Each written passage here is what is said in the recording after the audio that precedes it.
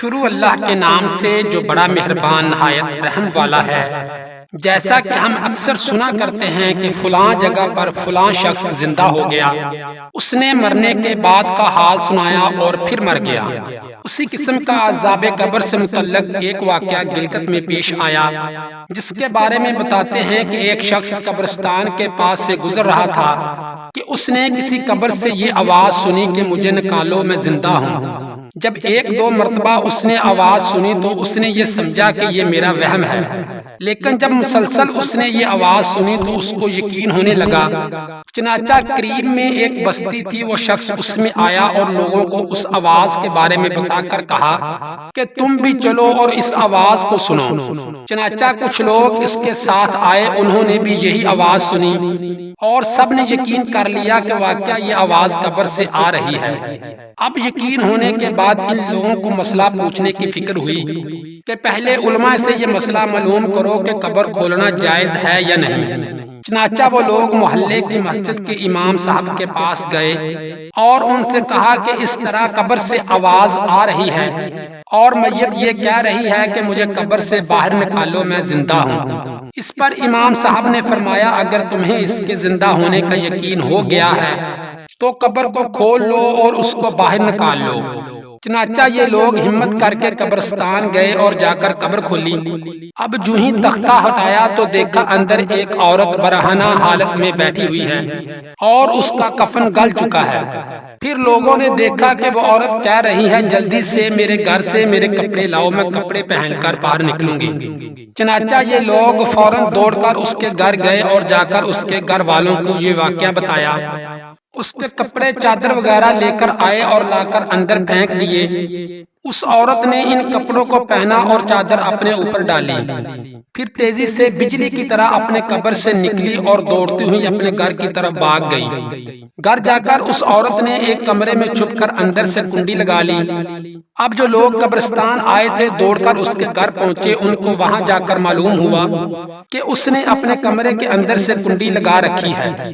ان لوگوں نے دستک دی کہ کنڈی کھولو۔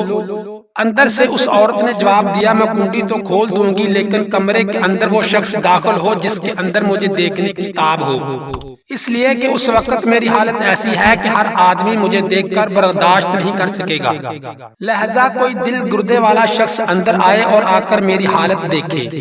اب سب لوگ اندر جانے سے ڈر رہے تھے، مگر دو چار آدمی جو مضبوط دل والے تھے انہوں نے کہا کہ تم کنڈی کھولو، ہم اندر آئیں گے۔ اس نے کنڈی کھول دی اور کچھ لوگ اندر چلے گئے۔ لوگوں نے اندر جا کر دیکھا وہ عورت اپنے آپ کو چادر میں چھپائے بیٹھی ہوئی تھی۔ جب یہ لوگ اندر پہنچے تو اس عورت نے سب سے پہلے اپنا سر کھولا۔ ان لوگوں نے دیکھا کہ اس کے سر پر ایک بھی بال نہیں، وہ بالکل خالی کھوپڑی ہے، نہ اس پر بال ہے نہ کھال ہے، صرف خالی ہڈی ہی ہڈی ہے۔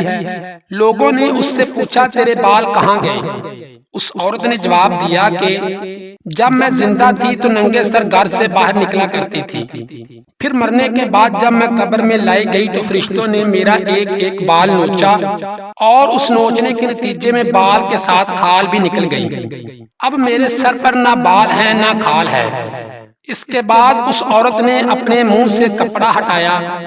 جب لوگوں نے اس کا منہ دیکھا تو اتنا خوفناک ہو چکا تھا کہ سوائے دانتوں کے کچھ نظر نہیں آیا، نہ اوپر کا ہونٹ موجود تھا نہ نیچے کا ہونٹ موجود تھا، بلکہ 32 کے 32 دانت سامنے جڑے ہوئے نظر آ رہے تھے۔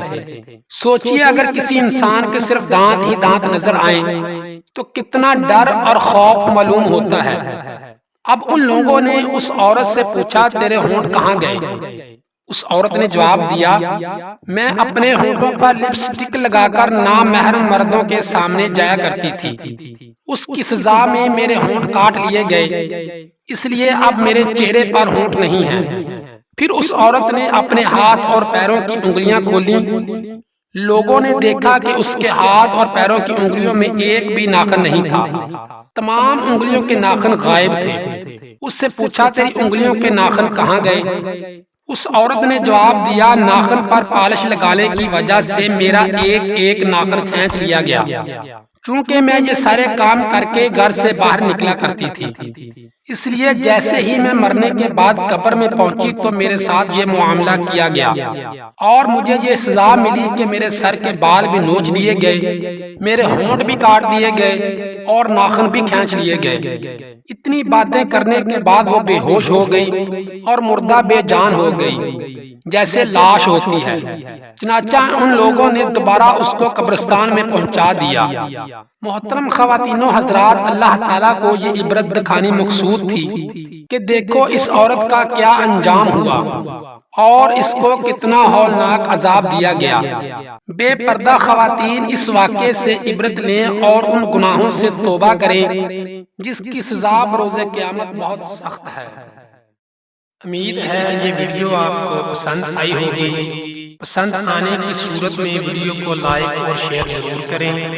ہماری نئی آنے والی ویڈیو سب سے پہلے دیکھنے کے لیے ہمارا چینل سبسکرائب کیجئے اور بیل آئیکن پر کلک کیجئے تاکہ ہماری نئی آنے والی تمام ویڈیو سب سے پہلے آپ تک پہنچ سکیں۔